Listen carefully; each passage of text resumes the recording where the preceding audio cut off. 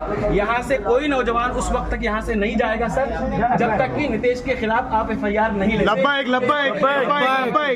इसका एक सीट बिठा रहा है, अचानक कहाँ से 4 5 7 जन आए भाई और सीधा मेरे को मारने लगे। मेरी गाड़ी का देखो आगे का ग्लास है ना, ग्लास पर तोड़ दिए और मेरे को जमीन पे गिरा के मेरी टोपी निकाल दिया। बोलते जय श्री राम बोले लांडिया लोग का बहुत नाटक हो गया, बोले लांडे लोग को दिखाना पड़ेगा करके। कौन? अस्सलाम वालेकुम। जो मैं कल्याण की तरफ से आ रहा था और ऐसा टर्न मारा कल्याण फाटे से सीधा अपना सिल फाटे की तरफ, समझे। और वो उसके आगे ने हमारे टावर वाला देखो अभी ब्लू वाला सब लगाया पत्रा, तो उधर कैसा रनिंग में हर कोई पैसेंजर आगे बैठ जाता है, जिनको वेटिंग नहीं करने का अगर 4 सीट बिठाने तो रनिंग में बैठ जाते। बस मैं वो एक सीट बिठा रहा हूँ, अचानक कहाँ से 4 5 7 जन आए भाई और सीधा मेरे को मारने लगे। मेरी गाड़ी का देखो आगे का ग्लास है ना, ग्लास पर तोड़ दिए और मेरे को जमीन पे गिरा के मेरी टोपी निकाल दिया। बोलते जय श्री राम बोले लांडिया लोग का बहुत नाटक हो गया, बोले लांडे लोग को दिखाना पड़ेगा करके। कौन बोला ये वही और रितेश जो जिसको भाव बोलते ना। और ये 5 बजे से लेकर रात के 10 बजे तक 10 रुपया भीख मांगने का वो स्टैंड से, और वही स्टैंड से 10 रुपए की इसकी जिंदगी निकली है, इसके बाप की भी और इसकी भी। इसके बाप का नाम गोविंद है। और रिक्शे में पैसेंजर थे? हाँ, रिक्शे में जो पैसेंजर थे अपने दरगाह गली के थे, वो भी आ सकते हैं यहाँ बोलने के लिए। वो चाचा लोग थे दाढ़ी वाले बेचारे लोग, वो भी डर गए, वो बोलने लगे क्यों मार रहा भाई, वो भी तेरे बाप के उम्र का है।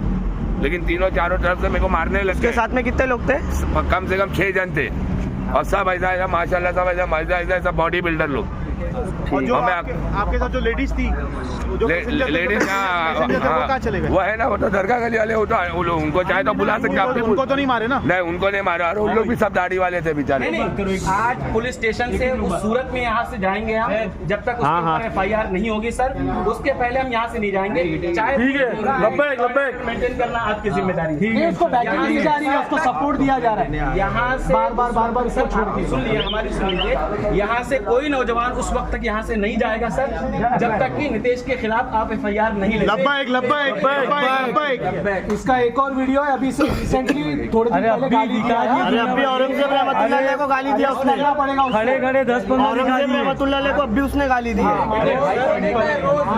सीनियर ने उसको छोड़ा किस बेस पे था सर? इंस्टाग्राम पे रोज गाली देता है वो। रुको, उमरा पुलिस चौकी में कई मरतबा हम जा चुके हैं इन मसाइल को लेकर के। यहाँ आ चुके हैं, हम कभी भी नाउम्मीद नहीं रहे। आप हजरात का ऑपरेशन हमेशा रहा है। आज हम ये सोच करके यहाँ से जाएंगे कि हमारे हाथ में FIR की अर्जी होगी, तब हम यहाँ से जाएंगे, वरना हम पुलिस स्टेशन से यहाँ से जाने वाले नहीं। उसको 2 दिन उसको तड़ीपार करो। आश्वासन दिया कि गिरफ्तारी की जाएगी, लेकिन ये तशवीशनाक बात है कि उनकी गिरफ्तारी रात ही में हो जानी चाहिए, क्योंकि मामला सेंसिटिव है, फिरका परस्ती का मामला है। तो वर्गों के दरमियान में जो नारेबाजी की, ज़बरदस्ती मोब लिंचिंग टाइप की घेर के करने की, तो इसके ऊपर आश्वासन की ज़रूरत नहीं थी, इसके ऊपर इक़दाम की ज़रूरत थी, जो अब तक नहीं हुआ। और हम उम्मीद करते हैं कि आज रात तक किसी तरीके से वो इक़दाम हो जाए, गिरफ्तारी अमल में आ जाए। पुलिस को कानूनी कार्रवाई में इतनी देर नहीं करनी चाहिए। पुलिस पूरा साथ दिया है, कोऑपरेट किया है, लेकिन देर होने से इंसाफ में भी देर होती है।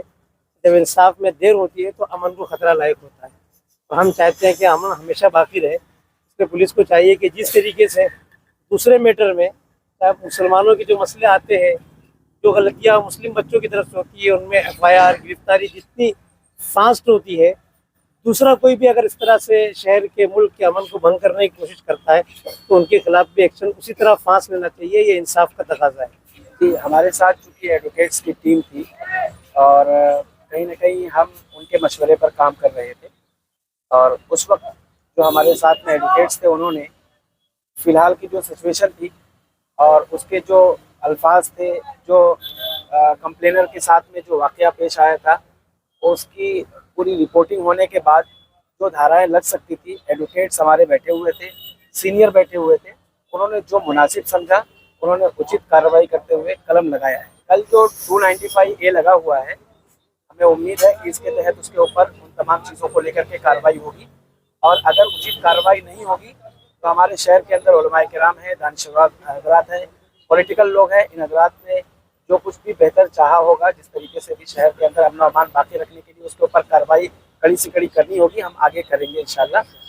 फ़िलहाल पुलिस के ऊपर जो हमको सबसे ज़्यादा यानी अफसोस होता है वो इस मसले को लेकर के कि अगर यही सेम चीज़ किसी मुस्लिम बच्चे की तरफ से उसके स्टेटस पे या उसके फोटोज़ के ऊपर कभी कोई बात आती है तो फ़ौरन एक्शन होता है और किसी कंप्लेनर की ज़रूरत नहीं होती है। और यहाँ इस मामले में हमें कंप्लेनर लाना पड़ता है, उसके बाद फिर FIR होती है। इस चीज़ के ऊपर थोड़ा सा सोचना चाहिए और इस चीज़ को तो पुलिस को बहुत पहले से ही संज्ञान ले लेना चाहिए था, क्योंकि IT डिपार्टमेंट जो उनका है उसको हर चीज़ की खबर होती है कि कौन कहाँ क्या कर रहा है। तो ये तो मुमकिन ही नहीं है कि उनकी नज़र से उसके हेट स्पीच की जितनी वीडियोज़ हैं, उसके सोशल मीडिया जो हैंडल्स हैं, उसकी नज़र से, उनकी नज़र से, IT सेल्स की नज़र से नहीं गुजरे हों, IT डिपार्टमेंट के। ये तो हम इसको तस्लीम नहीं कर सकते। यकीनन उनकी नज़र से गुजर रहे हैं, लेकिन उसके बावजूद वो खुद से आगे आकर के कार्रवाई नहीं कर रहे हैं। लेकिन एक चीज़ मैं ये कहूँगा कि कल जिस तरीके से सीनियर साहब ने बाद में कोऑपरेट किया है और फटाफट उस वक्त कार्रवाई हुई, यकीनन ताख़ीर हुई है, कई चीज़ें चेंज करनी थी उसके अंदर, फिर मेडिकल का मसला है, यहाँ से कलवा ले जाना पड़ा, उन तमाम चीज़ों की वजह से यकीनन ताख़ीर हुई है। लेकिन सीनियर साहब ने काफ़ी कोऑपरेट किया था। आज DCP साहब ने, चूँकि एक अहम मनसब पर वो फाइज हैं, एक अहम ओहदे पर हैं, और उन्होंने कोई बात हमारे सामने, एक शहर के कुछ सेलेक्टेड लोग कुछ गए हुए थे, उनके सामने उन्होंने एक वादा दिया है, एक आश्वासन दिया है। तो हम ये उम्मीद रखते हैं कि जो उन्होंने कहा है उसके मुताबिक इंशाल्लाह गिरफ्तारी जल्द से जल्द होगी।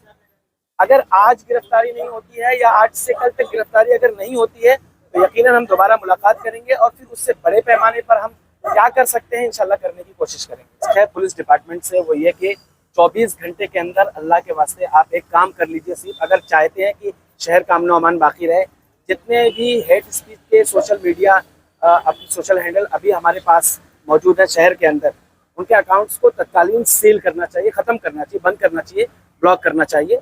अगर आप इस तरीके का काम करते हैं तो जिस रास्ते से वो लोगों तक पहुंच रहा है, लोगों के मोबाइल तक पहुंच रहा है और लोग वीडियो देख करके उनके जज्बात भड़क रहे हैं, सेंटिमेंट हर्ट हो रहे हैं, आपके एक कदम पर ये काम आसानी के साथ ख़त्म हो सकता है। इसलिए पुलिस को इस 24 घंटे के अंदर, हम 24 घंटे के बाद फिर पुलिस के पास इसलिए आएंगे, आपके माध्यम से उन तक बात पहुंचाना चाहते हैं कि इस 24 घंटे के अंदर आपके पास वक्त है, आपके पास अमला है, आपके पास सारा सिस्टम है। 24 घंटे के अंदर उनके तमाम सोशल मीडिया हैंडल्स जो हैं जिस पर भड़काऊ भाषण देते हैं किसी मजहब के खिलाफ, किसी तबके के खिलाफ, उसके ऊपर बैन होना चाहिए, फटाक से उसको सील करना चाहिए, बंद करना चाहिए। अगर नहीं करते हैं तो हम इसके ऊपर भी आवाज़ उठाएंगे, प्रोटेस्ट करना होगा, प्रोटेस्ट करेंगे, बड़े पैमाने पर करना होगा, हमें लगता है तो उसको भी हम राइट टू प्रोटेस्ट के तहत हम उसको काम करेंगे। लेकिन इस 24 घंटे के अंदर हमें वो तमाम सोशल मीडिया हैंडल जिस पे हेट स्पीचेस हो रही हैं उसको बंद होना चाहिए।